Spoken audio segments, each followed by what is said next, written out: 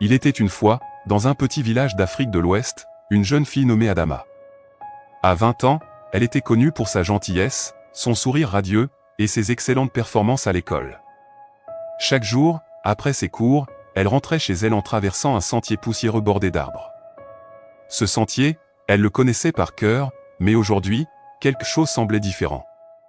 Ce jour-là, alors que le soleil était encore haut dans le ciel et que les oiseaux chantaient, Adama marchait d'un pas léger, portant son sac à dos. En arrivant près d'un vieux baobab, un éclat de couleur attira son attention. Par terre, sous l'ombre du grand arbre, un billet de 5000 francs CFA reposait là, comme tombé du ciel.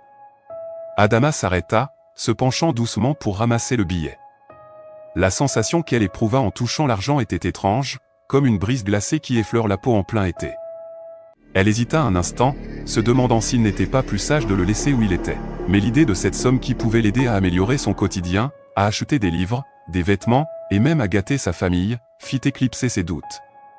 Elle mit le billet dans sa poche, se redressa et poursuivit son chemin. Mais à mesure qu'elle avançait, une sensation de malaise la saisit. Un frisson parcourut son dos, et elle se tourna une dernière fois vers le baobab, comme si elle venait de déranger quelque chose de sacré. Mais il était trop tard. Le billet de 5000 francs CFA n'était pas une simple trouvaille. Il était déposé par un esprit maléfique, celui des ténèbres, qui cherchait à attirer des âmes innocentes. Mais Adama, ignorante de ce danger imminent, continuait son chemin, inconsciente de la malédiction qui venait de lier son destin à cet argent.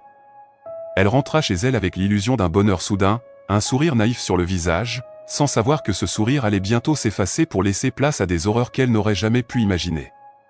Le lendemain matin, Adama se leva tôt, son cœur léger à l'idée de ce billet trouvé par hasard. Elle s'habilla rapidement et, après un petit déjeuner frugal, elle se rendit au marché du village, un lieu bruyant où se mêlaient les odeurs d'épices et de produits frais.